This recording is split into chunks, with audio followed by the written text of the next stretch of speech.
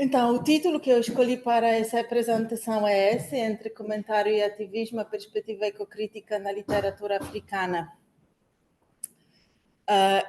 E, em primeiro lugar, para quem não esteja dentro da área, quando eu falo da ecocrítica na literatura, as pessoas estranham muito, mas que uma coisa tem a ver com outra, que questões ligadas à ecologia são normalmente mais associados com áreas da economia, da sociologia, ou do ativismo ecológico, não é? Mas as questões ambientais também despertaram interesse entre estudiosos da literatura. Por quê? Na verdade, aquilo que chamamos de ecocrítica era assim. Começa lá nos anos 60 do século XX, que é relativamente, ou seja, não se passou muito tempo, é uma área ainda relativamente jovem, como assim um marco inicial dessa área considera-se a publicação do livro Silent Spring, A Primavera Silenciosa, de Rachel Carson, que é um livro onde a Carson, que era ambientalista, professora, socióloga, filósofa e bióloga marinha, era uma pessoa que juntava várias áreas na sua pesquisa, publica esse livro que trata das consequências do uso dos pesticidas nos Estados Unidos.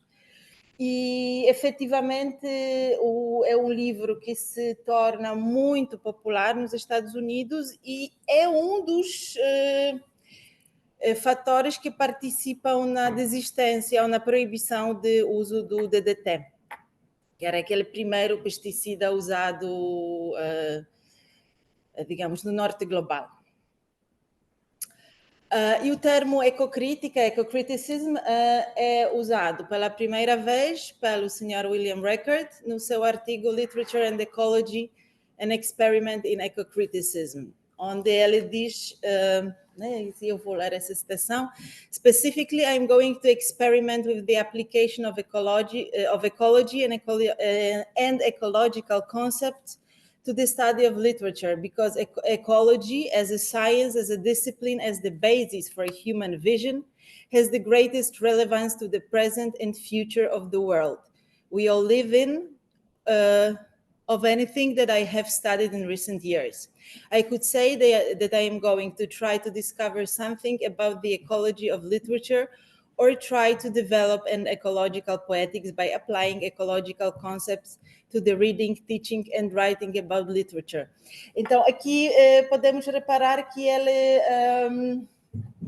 ele destaca duas coisas. Por um lado, a importância de nós termos atenção àquilo que se passa com o meio ambiente em que vivemos. Por outro lado, o papel da literatura na formação do pensamento. Eu começo com a fase 0, então vamos ter aqui a fase 0, primeira, segunda, terceira. Mas, na verdade, vários teóricos consideram aquilo que eu chamo da fase 0 a primeira fase e depois...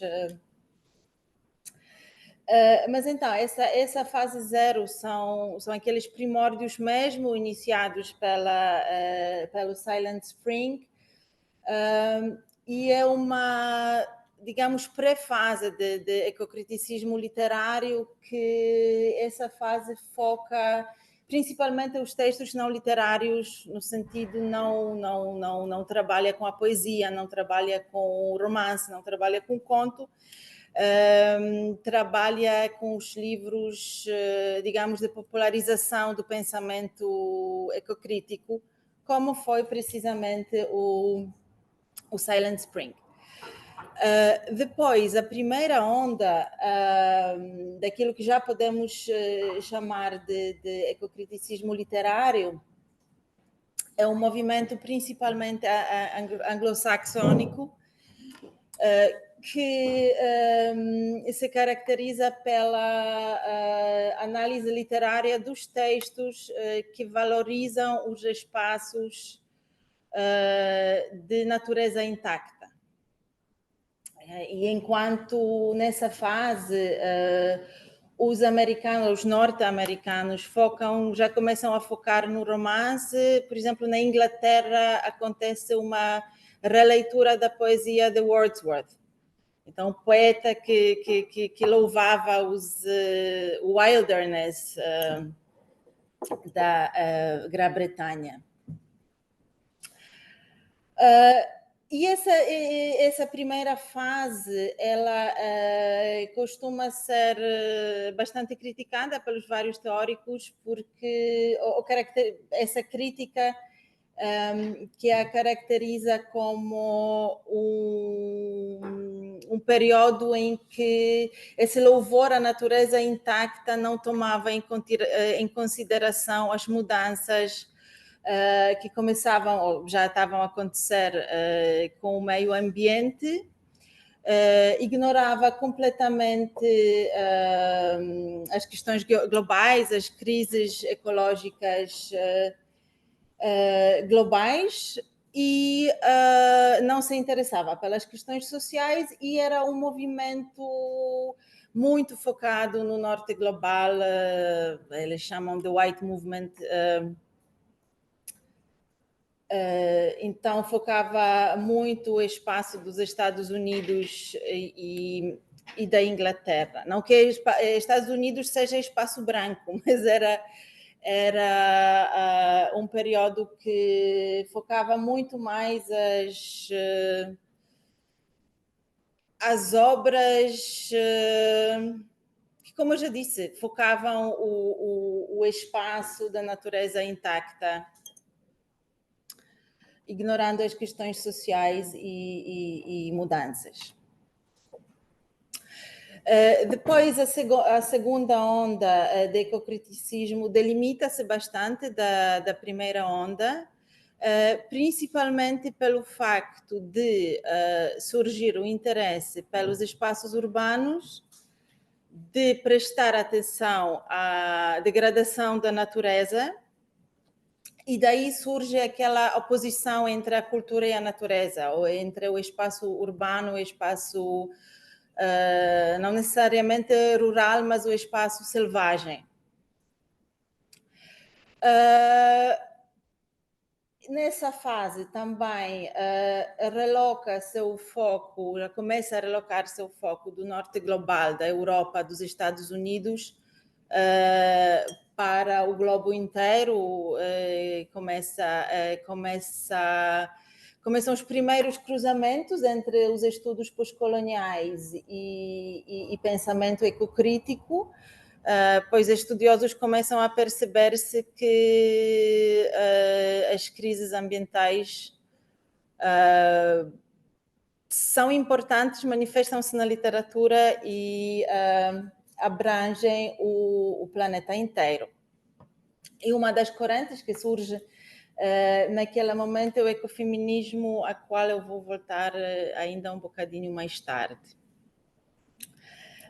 E depois a terceira onda do ecocriticismo é basicamente aprofundamento da segunda onda, então o reforço do foco na questão global, na internacionalidade da crise climática e das crises ambientais. Mas aqui já estamos a falar basicamente do século XXI. Ou muito finais do século XX.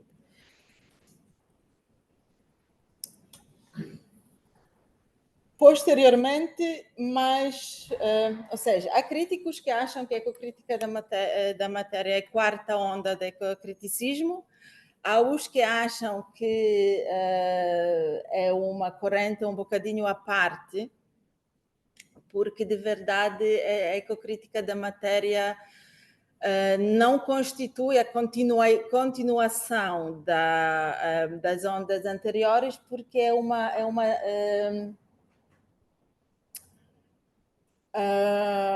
uma teoria, digamos, que se afasta muito já de ambientalismo verde, de Green Studies. E eu falo disso porque é essa corrente que eu vou usar para a análise de um dos romances que vou apresentar. Então, isso é uma teoria que bebe diretamente da corrente filosófica de novos materialismos, que em si própria é uma coisa, até a quem não chama de uma corrente, porque há tantos movimentos e tantas teorias dentro dos novos materialismos que também não é um movimento muito unificado, mas basicamente a palavra-chave é tirar o ser humano do foco e elevar a agência do elemento não humano, seja, no caso da ecocrítica matéria, seja esse elemento não humano vivo ou não. E para o campo da literatura, isso é trazido por duas cientistas de literatura, uma italiana, outra húngara, né? Serenella Iovino e Serpil Opperman, que em 2014 publicam o livro Material Ecocriticism.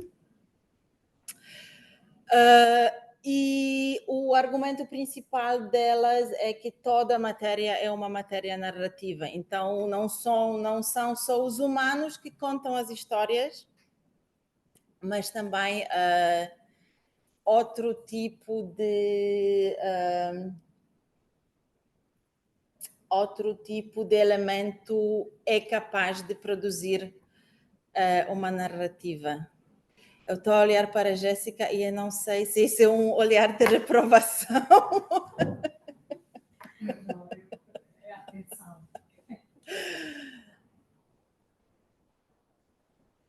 Então, só recapitulando, que essa ecocrítica da matéria atribui a capacidade narrativa a toda a matéria.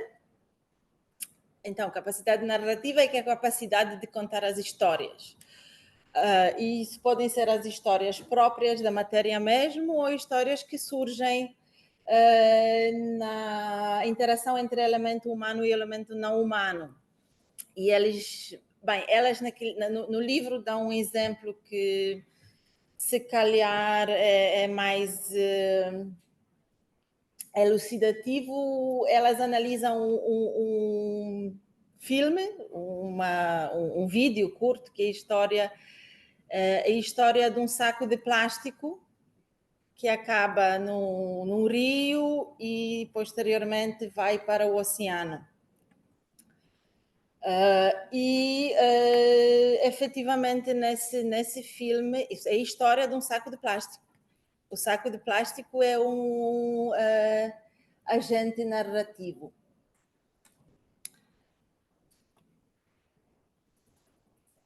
Então, já aqui vamos mais perto, cada vez mais perto daquilo que nos interessa mais aqui.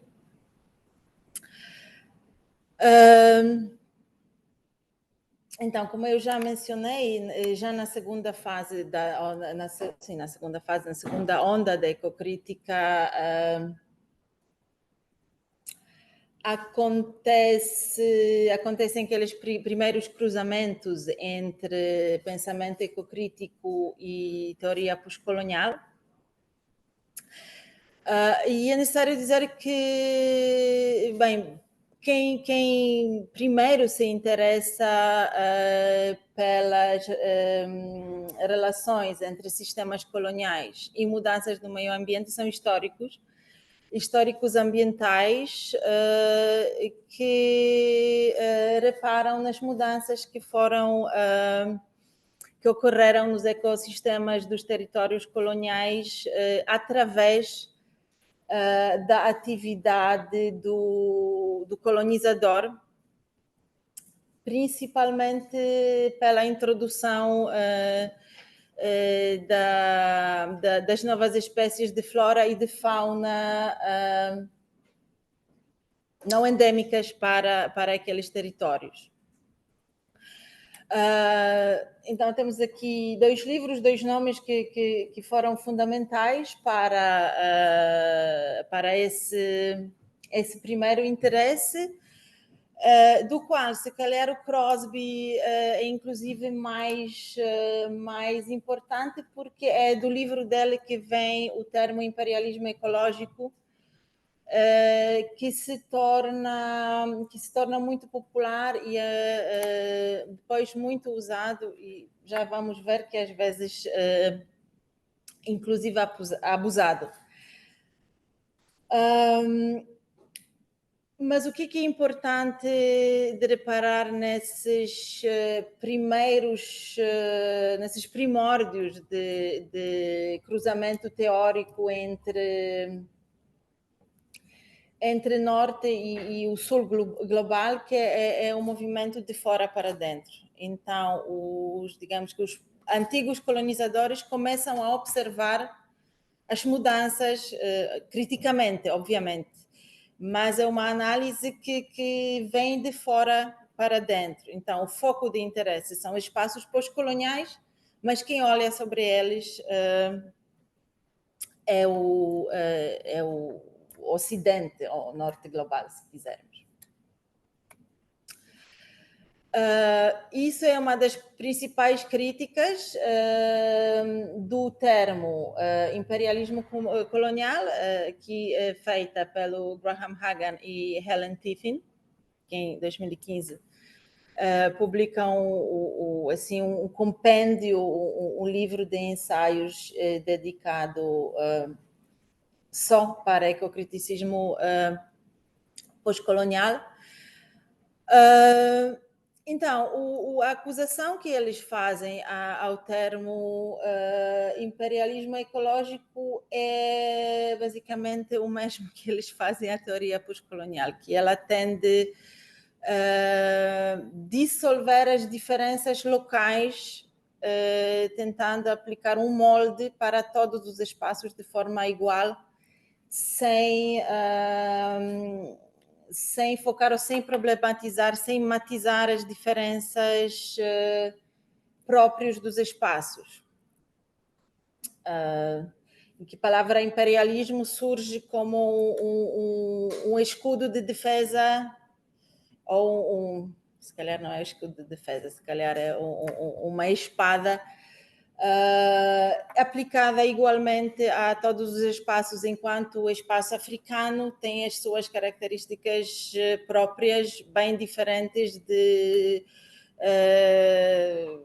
Índia ou da América do Sul, etc, etc.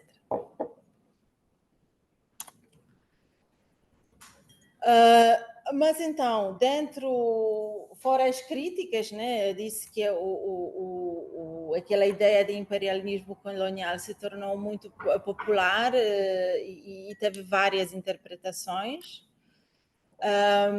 Uma delas surge diretamente do ecofeminismo, que vê a natureza como um outro, mas ao mesmo tempo como um elemento feminino que está sendo violentado pelo aquele elemento imperial colonial que é associado ao masculino.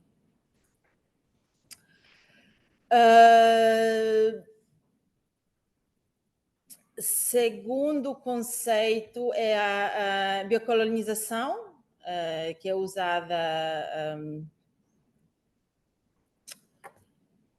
pelos... E agora não me vou lembrar do... Shiva é Chamandra Shiva, não me lembro do nome próprio da Kimball. que se refere a caráter biopolítico das políticas tecnológicas ocidentais, não só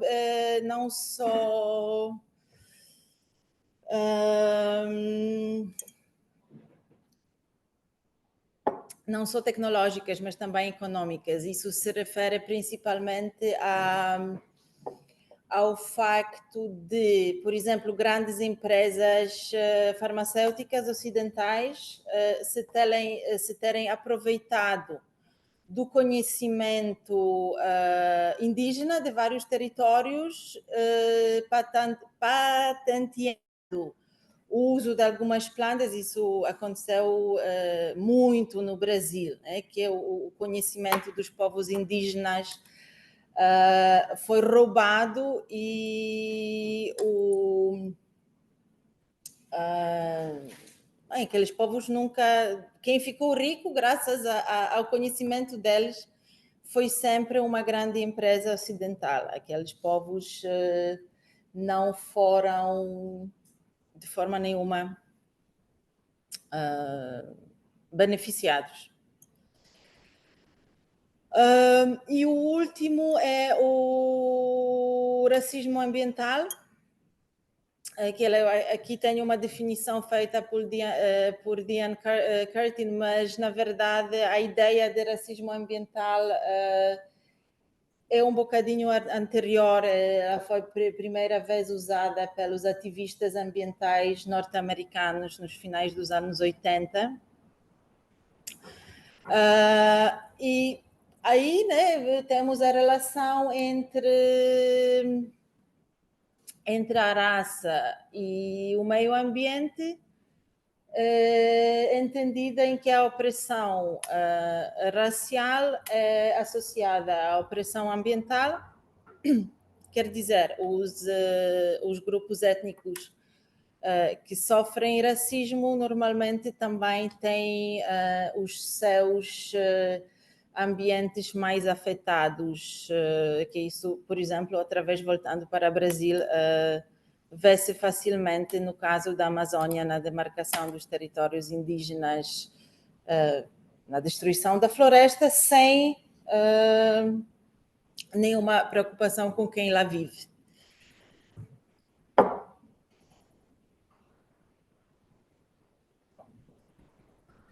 Entretanto, apesar de que tanto os estudos pós-coloniais quanto a ecocrítica são as duas correntes históricas bastante diversificadas dentro de si, que passam pelas várias fases e várias mudanças, elas se aproximam de uma forma mais ou menos natural, pelo fato de que os pós-colonialistas se terem rapidamente apercebido que as questões ambientais foram fundamentais para os projetos europeus da conquista e dominação, e que essa dominação da natureza foi um elemento integral das todas as ideologias imperialistas e racistas nos quais esses projetos se basearam, e sem grandes dúvidas os que ainda existem, todos os projetos neocoloniais também bebem disso.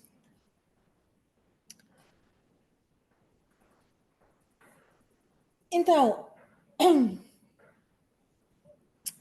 dentro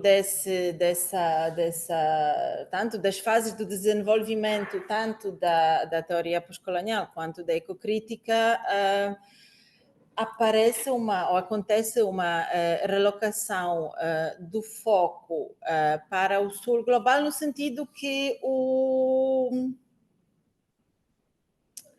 começam a surgir teorias e cientistas que não falam do outro, falam de si próprio, falam dos seus próprios territórios.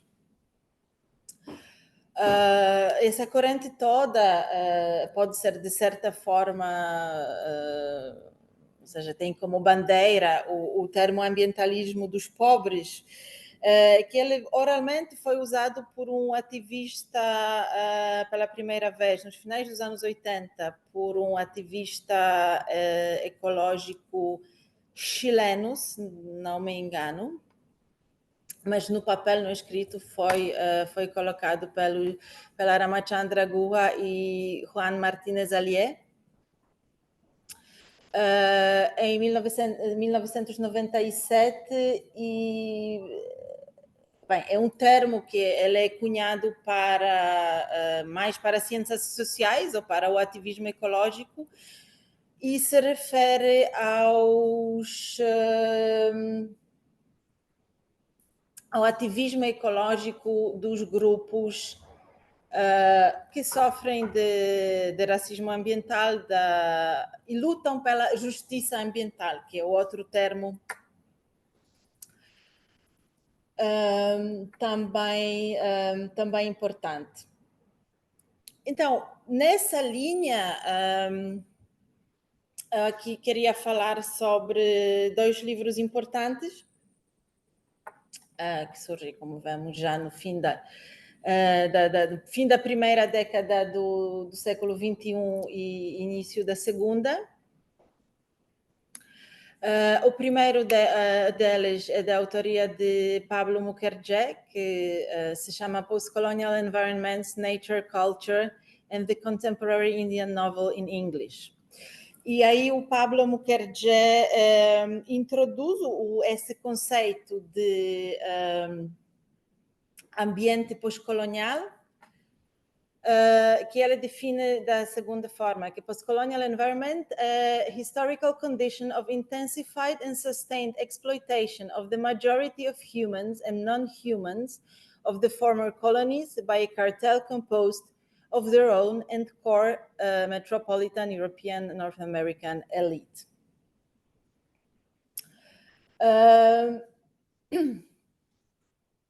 Então, são os ambientes, trata-se dos ambientes violentos, trata-se dos ambientes da opressão e de injustiça, nesse caso, também injustiça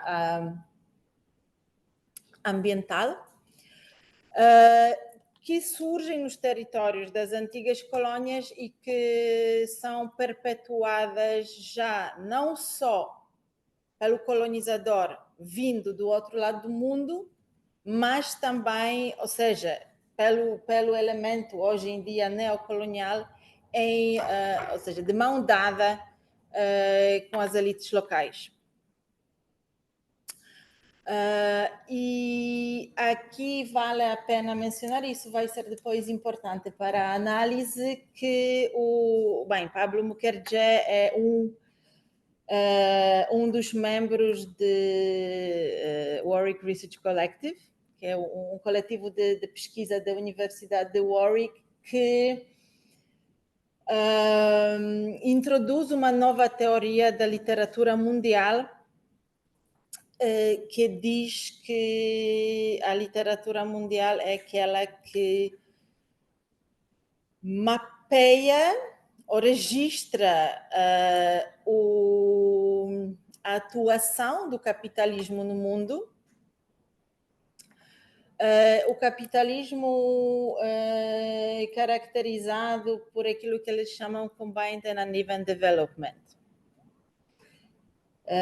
Então, principalmente, isso se refere aos territórios pós-coloniais ou territórios semiperiféricos, onde o capitalismo / modernidade chegava a partir dos centros mundiais, mas encontrava já umas estruturas com quais ela tinha que se misturar e desenvolver-se nessa base.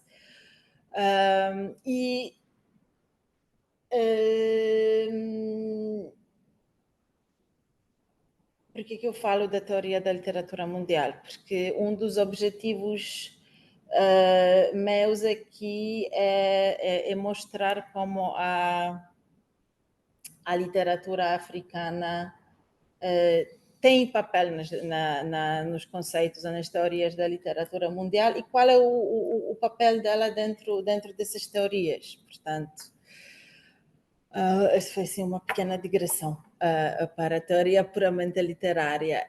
E segundo livro é o Slow Violence, The Environmentalism of the Poor, de Rob Nixon, onde,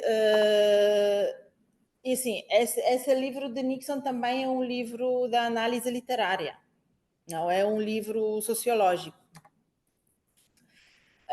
E ele foca aquele conceito de slow violence, então é um tipo de violência cujos efeitos letais aparecem com atraso. Então não é uma explosão nas minas que mata quantidade X das pessoas. É poluição resultante de uma grande lixeira instalada na zona pobre que anos depois vai causar cancro nos habitantes de uma aldeia 30 quilômetros dessa lixeira, por exemplo.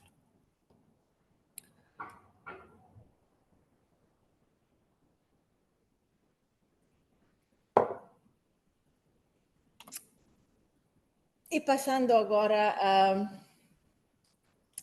para as literaturas africanas. Esses títulos que aparecem aqui, como conseguem ver pelas datas, são os livros muito recentes. São 3 nomes grandes, 3 títulos super importantes que introduzem ou incluem ou fazem com que as literaturas africanas começam a ser incluídas dentro do pensamento ecocrítico. E o que acontece? Nenhum desses livros menciona qualquer obra em língua portuguesa.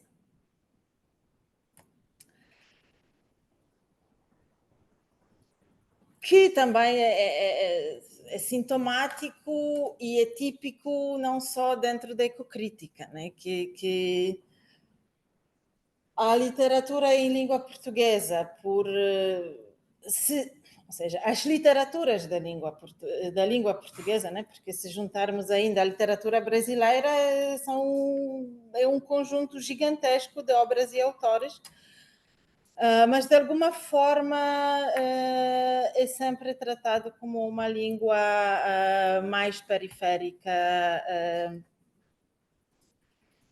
que tem sempre que contar com a tradução, e é muito mais fácil distribuir um livro em inglês, depois até é muito mais fácil traduzir um livro de francês, porque não sei o que é, talvez haja mais tradutores de francês, ou talvez se trata de uns espaços que continuam, os espaços, eu digo espaços linguísticos, que continuam a pertencer ao centro mundial, né? Continuam sendo aqueles que mandam. Pierre me olhou, agora temos um francês na sala, eu não devia dizer essas coisas. No entanto, não há dúvidas que as literaturas, seja portuguesa, seja brasileira, e as literaturas africanas da língua portuguesa, que é o nosso foco aqui, proporcionam há muito tempo textos que refletem e reparam no meio ambiente. E aqui temos 3 capas. Eu vou falar com mais pormenor sobre o primeiro e o terceiro livro.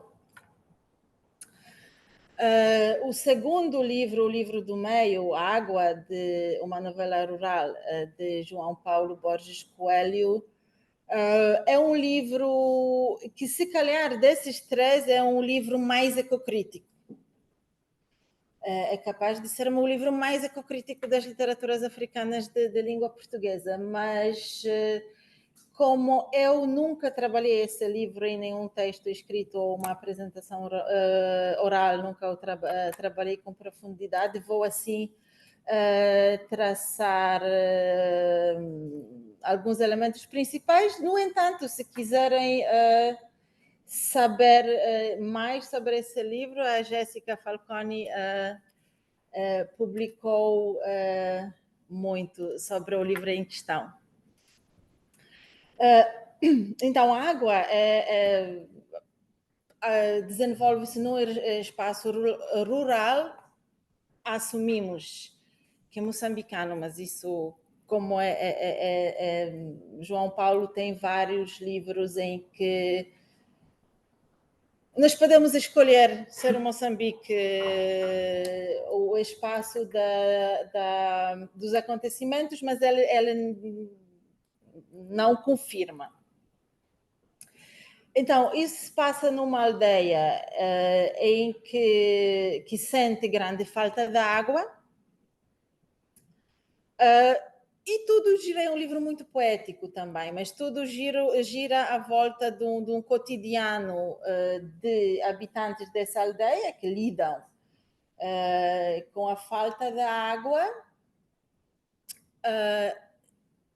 E elemento principal são os nomes de personagens, que já nomes de personagens são todos provêm do meio ambiente, todos provêm da natureza. Então, temos Mara com 2 As, temos Rio com Y, Lama com 2 As, Prado, e temos o engenheiro Wasser,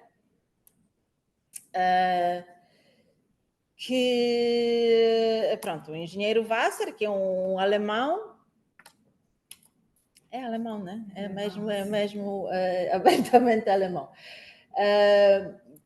que representa aquele elemento ocidental que muitas vezes é responsável pela gestão da distribuição da água em vários espaços africanos. E uma parte que eu acho muito interessante, que é o principal adversário do engenheiro Wasser, que vai lá com todo o conhecimento / arrogância ocidental, tentando fazer a gestão da água da forma como ele acha bom, tanto do ponto de vista científico, mas principalmente do ponto de vista econômico. E o seu adversário é o Prado, que é o pastor que tenta a todo custo impor as formas tradicionais de gestão da água, e o autor, sim, não, ou seja, ele não se posiciona 100% a nenhum dos lados. Então não defende nem o caminho moderno, mas também não defende o caminho tradicional. Tenta-se procurar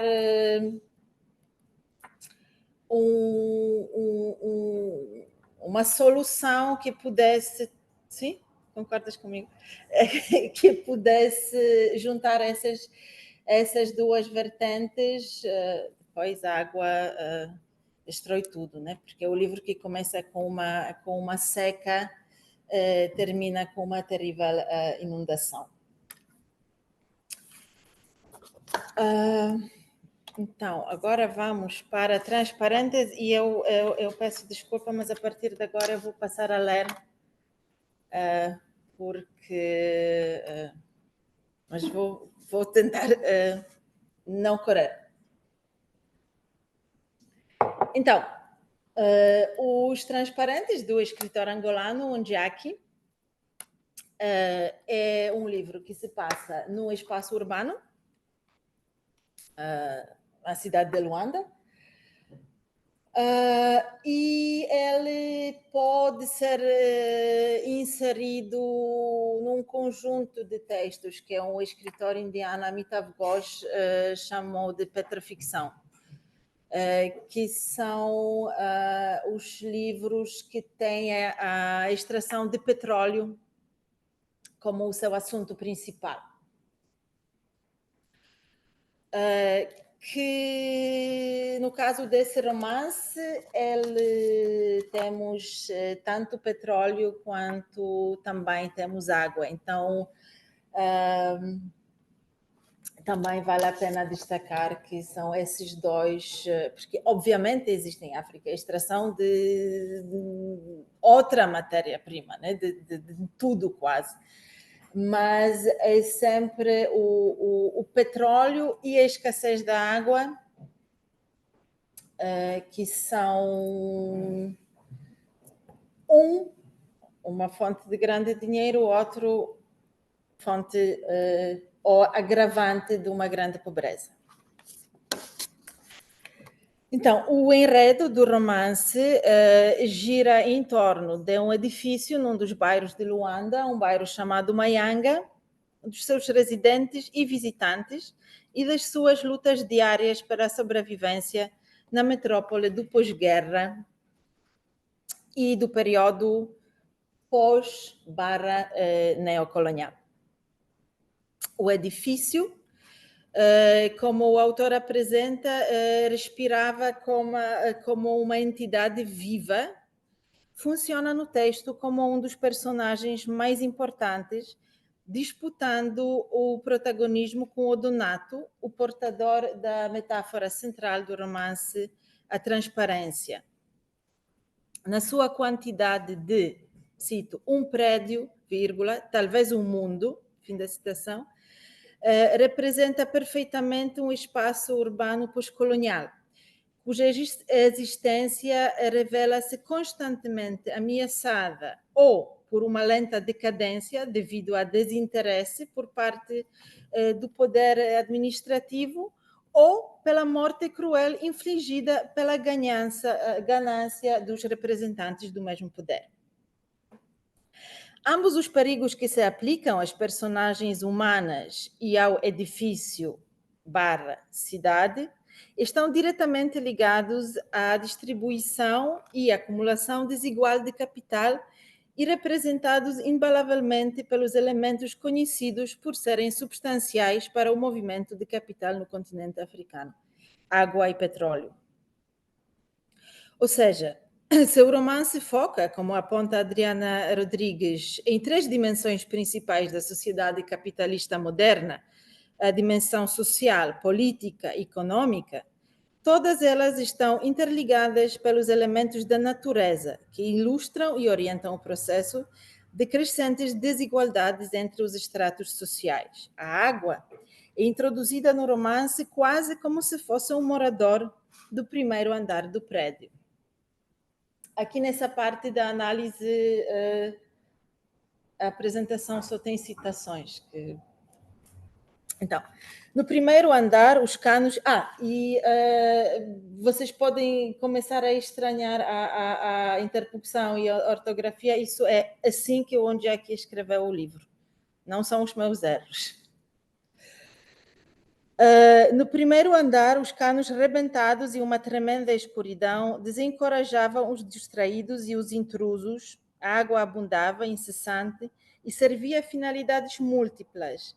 Dali saía água para o prédio todo, o negócio de venda por balde, lavagem de roupa e viaturas. A cidade sofre com a escassez de água e não é por acaso que o edifício que oferece água descontrolada e ilimitada está localizado num bairro de Mayanga, conhecida como berço da cidade. Mayanga é também conhecida como local onde, no século XVII, se localizavam 2 principais fontes de água, uma que servia à população colonial portuguesa e outra que atendia à população local. Este fato histórico influencia a interpretação da incomum fonte de água do edifício. Serve a população local não só nas suas tarefas diárias, como cozinhar e tomar banho, mas também como a fonte de sustento. Por exemplo, o jovem paizinho, que é uma das personagens, utiliza a água para lavar carros nas ruas de Luanda. Além disso, a fonte da água proporciona momentos de relaxamento refrescante, não só para os moradores, mas também para outros membros da classe trabalhadora. Isto é demonstrado pelo exemplo de Carteiro, que é também uma personagem bastante importante no romance, que é um carteiro que anda a pé distribuindo cartas em calor tremendo, entretanto, ele próprio escreve constantemente cartas a representantes do poder administrativo pedindo uma mota para poder distribuir as cartas com mais facilidade. Por um lado, a própria existência da fonte da água aponta para a vida precária das classes populares na Luanda pós-guerra, Luanda pós-colonial, e sugere a continuidade de um modus operandi de tipo colonial. Por outro, a sua influência calmante e quase mágica nas pessoas pode apontar para a mitologia tradicional angolana, que é através da veneração da deusa da água Kianda, conseguiu sobreviver à colonização portuguesa e ocupa uma posição forte na cultura angolana contemporânea. O aspecto quase sobrenatural da água é particularmente digno de nota porque, aqui é uma citação que não aparece, habituados às constantes e mesmo radicais faltas de água, nunca Luanda sofrera assim, em silêncio geral, tanta e tão desordenada ausência do precioso líquido. Fim da citação. O romance apresenta as atitudes das autoridades em relação ao problema da água de duas maneiras ligeiramente diferentes, que podem ser caracterizadas como o pequeno e o grande poder administrativo. O primeiro é representado pelos inspetores não completamente oficiais, nomeadamente os sobrinhos do assessor do ministro, irmãos gêmeos conhecidos como desta vez e da outra. Não é nenhuma surpresa eles terem esses nomes. Passo a citar. Bem, meu amigo, sentou-se um dos fiscais perto de João devagar. A questão é que este prédio está cheio de irregularidades, a começar mesmo por aquela piscinagem lá embaixo, no primeiro andar. Mesmo por questões ecológicas, dizia o outro fiscal. Está sobreaproveitada porque sai demais e vocês não podem controlar. E está subaproveitada porque os outros membros da comunidade não estão a usufruir dela. O que se observa no fragmento citado é a tentativa de fiscalização ilegal da distribuição de água em detrimento do patrimônio pessoal do menor poder administrativo e às custas da população. O argumento da ecologia funciona apenas como uma justificação moderna ou cosmopolita, mas simultaneamente vazia. No que diz respeito à intervenção das grandes políticas na distribuição da água, a situação é muito mais complexa e expõe a maquinaria maquiavélica de corrupção. Como figura central nesse processo, destaca-se personagem que, de nome, passo a citar, Ribeiro Seco, o homem que chamavam Dom Cristalino por estar há muitos anos envolvido com questões aquáticas. Trabalhara anos no Ministério da Indústria, passando por outros postos no tempo do falecido socialismo esquemático, e foi privatizando os lugares, as fábricas e até algumas pessoas que se viram envolvidas no seu trajeto.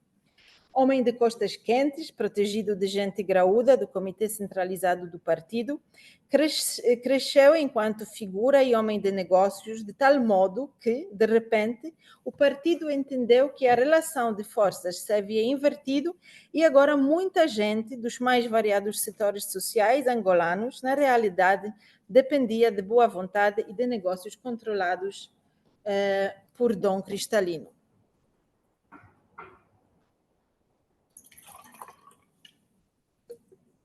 Não estou a correr, o jogo de palavras e o uso estratégico dos nomes desse Dom Cristalino, e não só, em que os nomes se relacionam ou explicam seu papel social ou traços pessoais, tem particular significado na personagem de Cristalino. Embora seu apelido implique uma sensação de pureza, seu nome, um tanto paradoxal, expõe sua sede insaciável por riqueza e poder.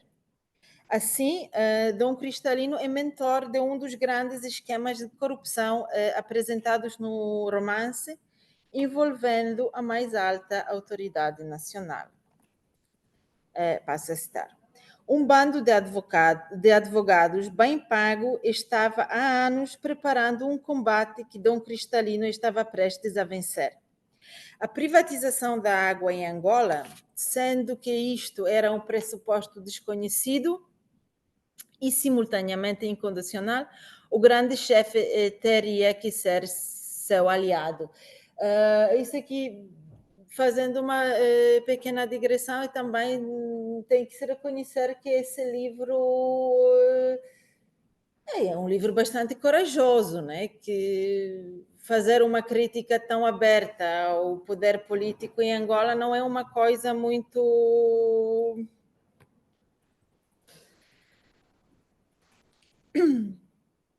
Esta aventura de criação de um império que envolve capital privado, bem como poder político oficial, aponta claramente para o fenômeno que Anne-Laura Stoller chama de colonial debris.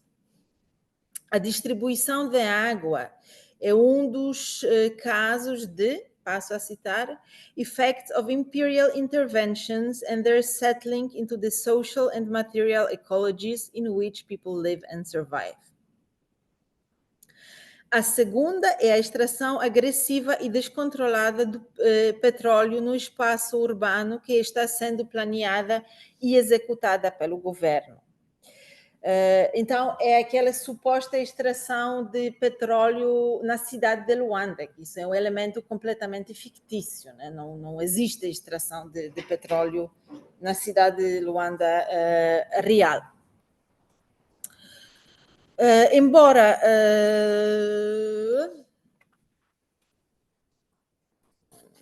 Embora o problema da água seja real e bem conhecido e domesticado pela população luandesa, a fictícia extração de petróleo na cidade é anunciada na novela como a principal e mais perigosa. Aqui uma citação pequenina que também não aparece na... A maca da água é afluente, meu miúdo. A verdadeira maca é petróleo. A maca é problema no calão angolano. O governo cria uma comissão especial denominada CIPEL, Comissão Instaladora de Petróleo Encontrável em Luanda, que inicia as escavações na cidade sem qualquer anúncio público oficial. Num absoluto desrespeito pelos cientistas nacionais, um jovem engenheiro americano é chamado a avaliar os perigos da extração e, consequentemente, confuso e coagido a produzir uma avaliação positiva que resistirá a quaisquer possíveis dúvidas. Passo a citar. A extração do petróleo vai avançar, disso já ninguém duvida mais. Mas o chefe está muito preocupado, essas histórias científicas que andam por aí. O quê? Os subsolos de Luanda, essas camadas de não sei quê, o chefe quer ouvir mais opiniões. Pensei também naquele miúdo maluco, o cientista, o angolano mesmo. Você deve brincar ao ministro. Então, nós temos cá um especialista americano, com o nome de Mataco e tudo, que vem certificar as investigações. Então, o Camone vem cá, fica conosco, recebe uma massa, certifica, volta lá para o país dele, e agora um cientista angolano é que vai falar? Nem pense nisso. Fim da citação. O Mataco é rabo em Quimbundo, e o cientista americano chama-se Ragu, e tem também uma parte que eles pensam que o nome dela é Rabo, e conhecem, então é um cientista com o nome de Mataco. A suposta superioridade do cientista americano e sua recorrência como tema representa as forças neocoloniais dos grandes centros mundiais, ao mesmo tempo que representa a escolha de um cientista estrangeiro menos familiarizado com as realidades, peço desculpa, locais, facilita a atividade criminosa do poder local. Como ele não entende muito daquilo que se fala e daquilo que acontece, é muito fácil convencê-lo ao comportamento desejável. Nesse sentido, a Luanda de Ondiaki é um exemplo perfeito do ambiente pós-colonial de Mukerjé, quando a mistura de forças externas e internas interage com elementos naturais a fim de explorar a população local e expor a geopolítica, que isso é através de uma citação de Anne Stoller, então, geopolitics that rest on residual or reactivated imperial practices and proves that violent environments are made not so by scarcity of resources, but by grossly uneven relocation of access to them. Assim, vale ressaltar que a acusação do autor parece ser dirigida às autoridades locais e a sua arrogância nada menos que imperial, que é ironicamente representada pelo cancelamento do eclipse solar através do decreto oficial emitido pelo partido. Porque ao longo do romance, toda a população de Luanda se prepara para observar uma eclipse solar, e vendem óculos próprios, etc, etc. Até um belo dia aparece nos jornais nacionais que o partido avisa a população da cidade de que a eclipse solar foi cancelada. Isso eu diria que é uma parte mais corajosa politicamente, porque ela ridiculariza completamente o governo, e na altura ainda era o imperador a governar a Angola. Os planos governamentais clandestinos são também a oportunidade para o leitor conhecer as camadas intelectuais da população luandesa, representadas por personagens como o jornalista Paulo Pausado, o radialista Arthur Arriscado, o cientista David Airosa. O que chama a atenção nesses personagens é que, apesar da sua consciência política e a preocupação com o status quo, as suas ações limitam-se aos longos debates em mesas repletas de alimentos e bebidas de alta qualidade.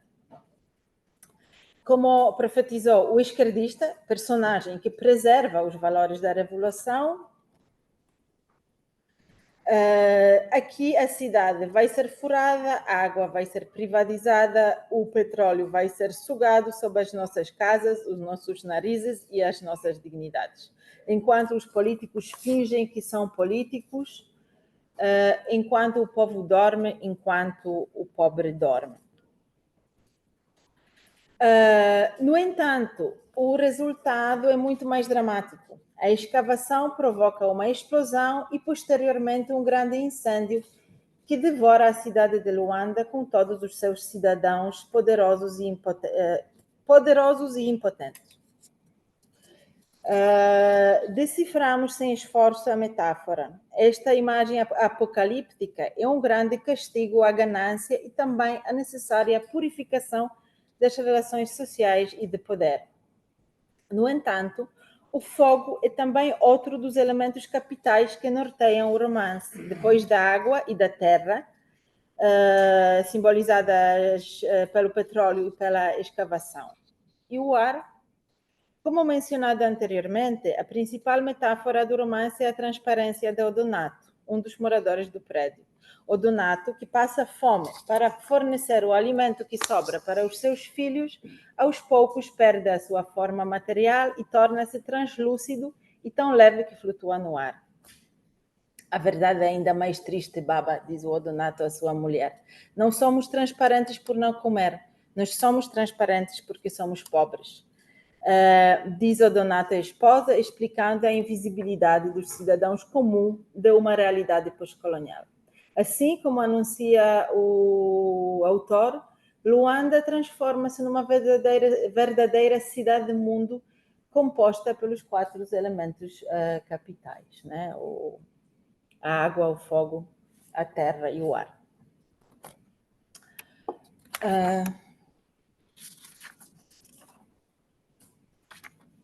Então, agora eu vou passar a... Isso, já terminei o primeiro romance, vou passar à análise do segundo romance.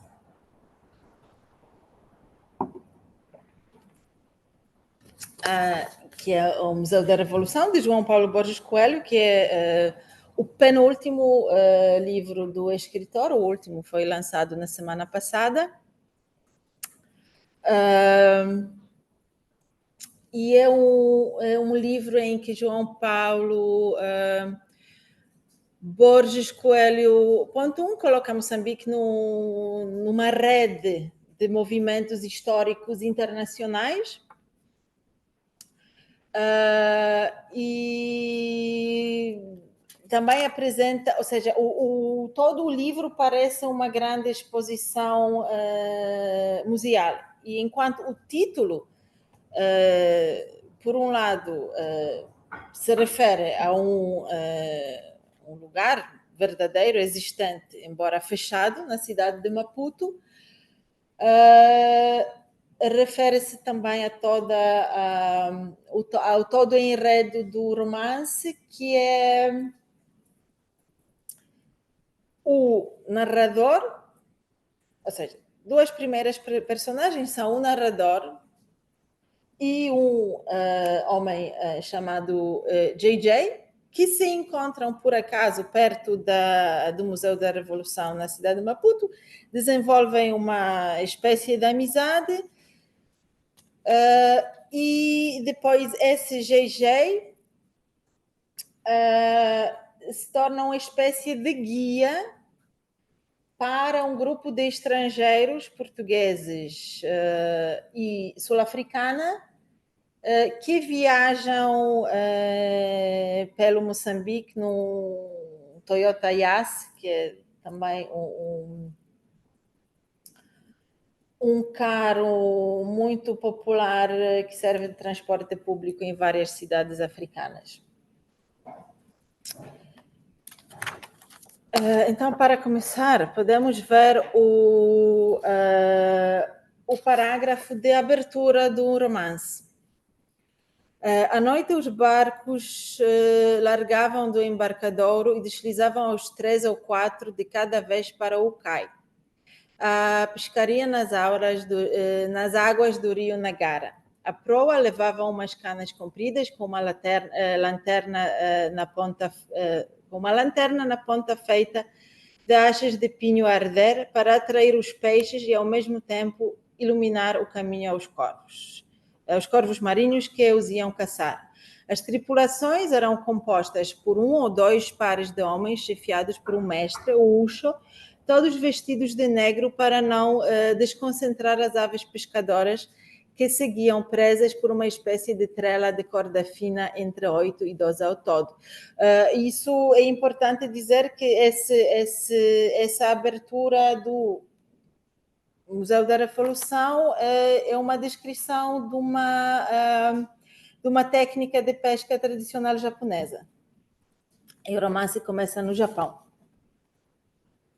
A criação dessa realidade igualitária das forças discursivas e agências atribuídas aos múltiplos tipos de matéria permite que gradualmente se revele um elemento dominante, uma espécie de protagonista, que desempenhara uma função fundamental nessa exposição interativa intricadamente construída por João Paulo Borges Coelho.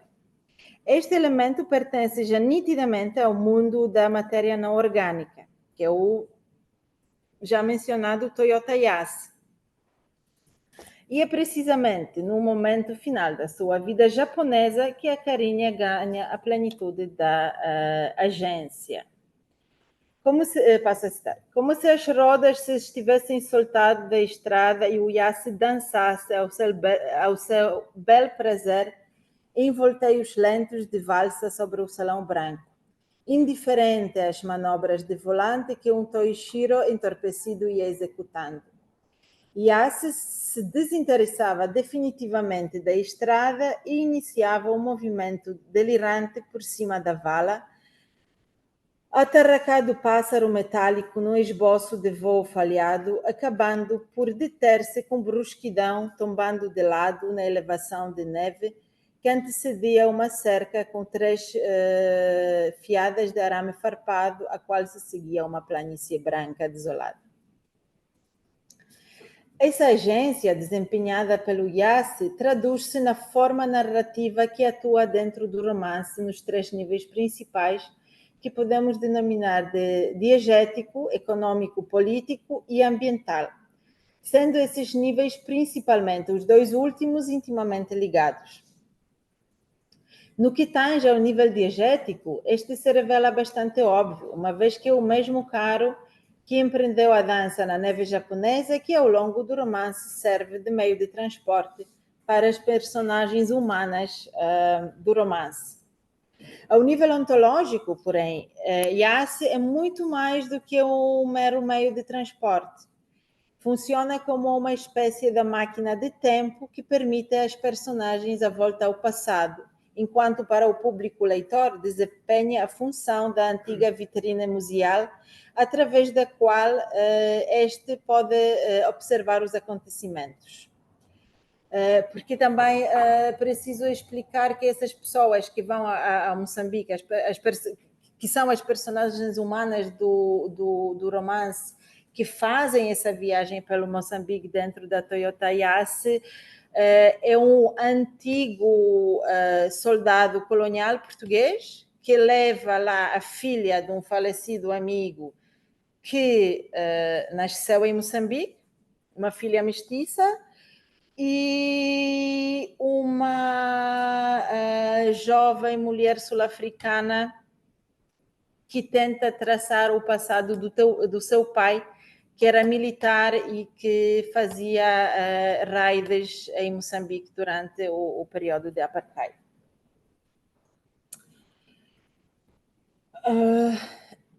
Então, isso...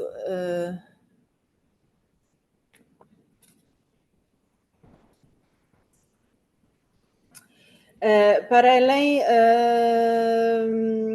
da função diegética, o surgimento do Yasu em Moçambique funciona como o primeiro elemento através do qual o país é colocado no mapa mundial. Isto é, numa extensa rede de ligações e dependências econômicas e políticas, igualmente, como vale a pena referir, o caráter combinado e desigual do sistema mundial. E passa a estar. Ao mesmo tempo, embalada pelo pós-guerra, a África independente necessitava cada vez mais os veículos que a transportassem. Uma vez que era pobre, começou a importá-los em segunda mão, permitindo que o Japão fosse renovando a sua frota. Criou-se assim um poderoso canal que sugou um mar de veículos, entre eles Toyota Yasu, que, como nunca antes se vira, abriram a milhões de africanos anônimos a possibilidade de viagens e deslocações.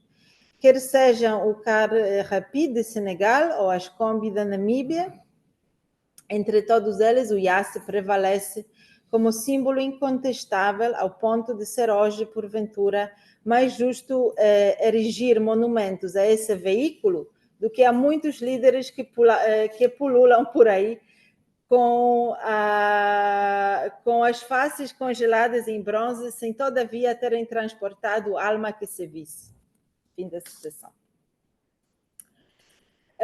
Por final, a reciclagem internacional dessas máquinas, que resulta na chegada do IACE e todos os seus irmãos no continente africano, muda irrevogavelmente a paisagem das cidades pós-coloniais, passando a ser um elemento intrínseco dos seus organismos, uma espécie de eritrocitos urbanos responsáveis pela distribuição dos moradores e assegurar o funcionamento do corpo da cidade. De resto, o IACE não é o único exemplo em que a capacidade narrativa da matéria inanimada representa a relação entre o contexto histórico-político e a transformação ou contaminação do ecossistema ou da paisagem. Situação parecida encontramos já quase no final do romance, quando a comitiva do IACE passa por uma pequena aldeia nas proximidades de Chokwe, e repara numa curiosa construção. Uma palhota comum, modesta, com paredes de barro e cobertura de capim, tendo atrás de si uma grande máquina agricultora, uma velha debulhadora autocombinada dos tempos do socialismo. Ao aproximar-se à bizarra construção, reparam, como conta GG ao narrador, né, que essa dupla narradora, em que o GG vai em viagem, o narrador principal fica na cidade de Maputo e recebe telefonemas do GG com as informações. Como conta GG ao narrador, que a máquina transformara-se assim numa espécie de corpo natural, uma rocha, uma parede que protegia a casa do sol e dos ventos e lhe conferia uma solidez suplementar. A máquina e a casa eram um corpo só. Nota-se aqui claramente uma simbiose, ou melhor dizendo, uma metamorfose de um corpo tecnológico em corpo natural, através da transformação completa do seu papel. Isto é, foi-lhe retirado o atributo tecnológico de produzir, de debulhar, em troca de papel natural, de proteger ou sustentar. No livro estão-nos oferecidas duas vias interpretativas do aspecto simbólico dessa imagem. O narrador associa com o Jama, um estilo da escultura Makonde em forma de múltiplos corpos humanos entrelaçados que simbolizam a unidade e a cooperação. Homem e máquina, a proteção. Era esse o sentido que me viera à mente do narrador.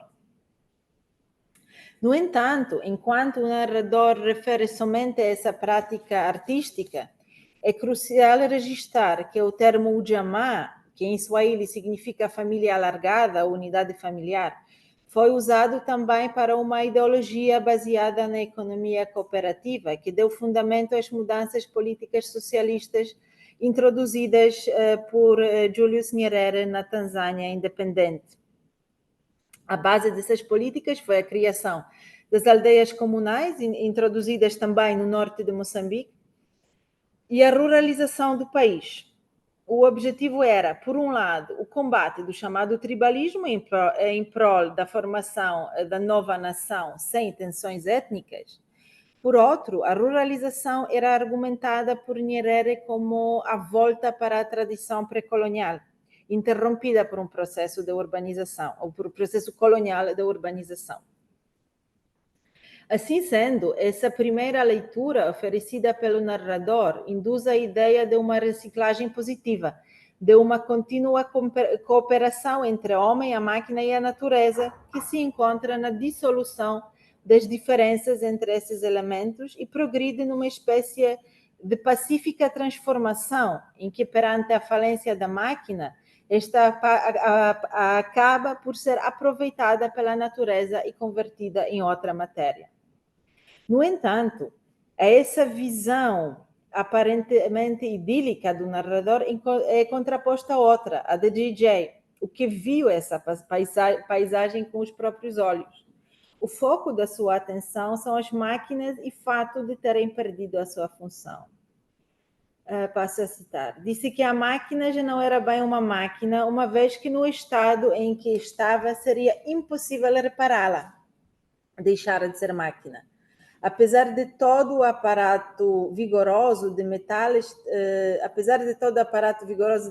estava reduzida a mera parede da habitação. A casa, pelo contrário, aquela aliança reforçara o papel, tornando-a mais sólida enquanto casa. A madeira, a terra e a água haviam triunfado sobre o ferro. Aqui nota-se claramente que JJ interpreta essa narrativa da matéria como uma espécie de medição de forças, das quais a debulhadora sai nem só como vencida, mas praticamente aniquilada. Essa imagem é reforçada pela presença de mais uma máquina, desta vez um velho trator bielorrusso, cuja trajetória, indo do país antigo membro da União Soviética até Moçambique, também encontra-se esboçada pelo narrador. Vejam-se então os seguintes fragmentos. Quase tudo havia sido tirado ao trator pela gente, pelo sol, pelo vento. E, todavia, ele ainda mantinha o nariz orgulhoso e milagrosamente a grelha da frente, que o último rebite prendia ao enferrujado radiador. A sua sobrevivência, enquanto besta ferida e solitária, estava no facto de que não havia sido inventada para ele uma nova autorização, apenas esta, de encher de orgulho o camponês ao mostrar aos forasteiros esta espécie de irredutível prisioneiro. Voltou a JJ a ideia do rinoceronte. Disse que olhou o trator e esse não parecia preso ao lugar. Era antes como se tivesse interrompido a sua marcha lenta, tomado por uma indecisão e pudesse a qualquer momento retomá-la. Sim, como se ao meio da viagem algo lhe tivesse atraído a atenção e ele se tivesse virado para ver o que era, ficando imobilizado nessa posição de vaga surpresa. Fim da citação. Repare-se que as palavras-chave que transparecem nas passagens acima citadas já não são cooperação ou proteção, mas a solidão e o abandono, desuso talvez. E é claro que, para além das questões de cunho ambiental, a força principal das narrativas da matéria, neste caso, aponta para uma ampla reflexão política e social, uma reflexão sobre os desaproveitamentos dos sistemas políticos e das suas consequências. A Jéssica, queres que eu termine já?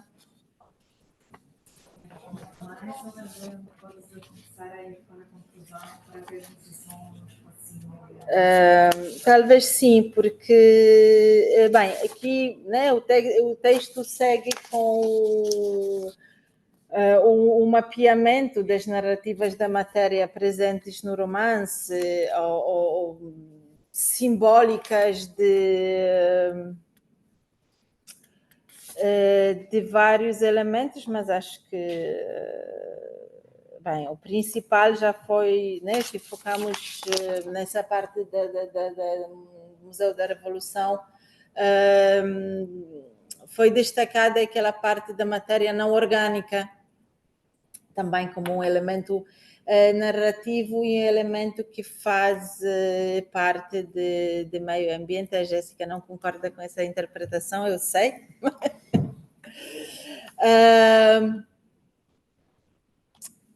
Mas então, qual é o objetivo principal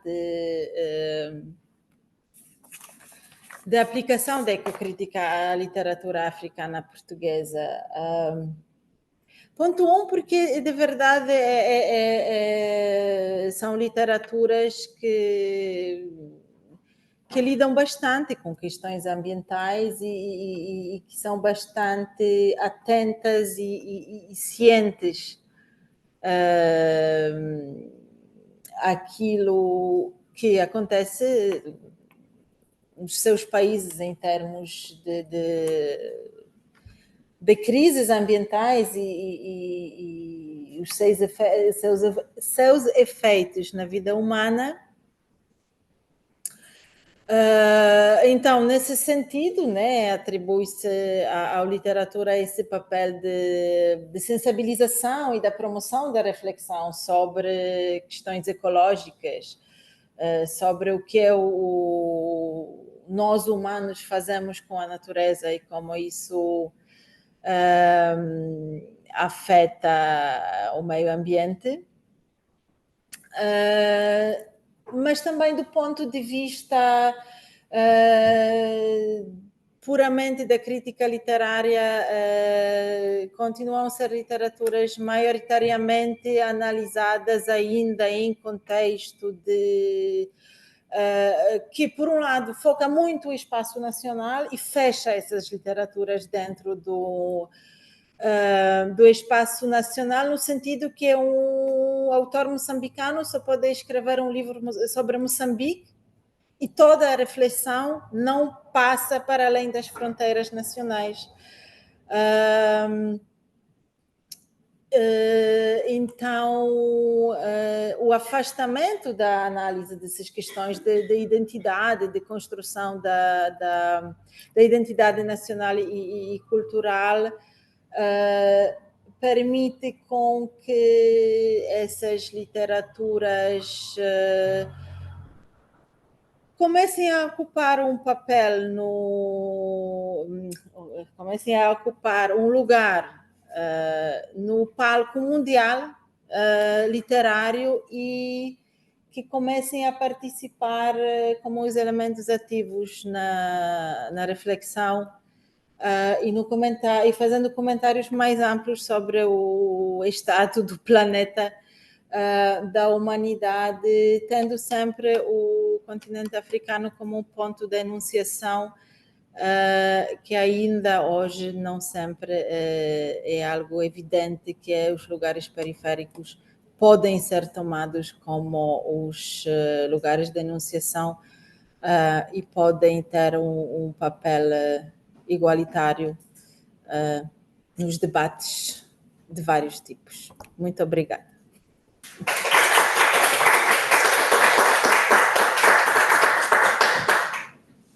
Obrigada, Marta. Talvez um espaço para perguntas, comentários.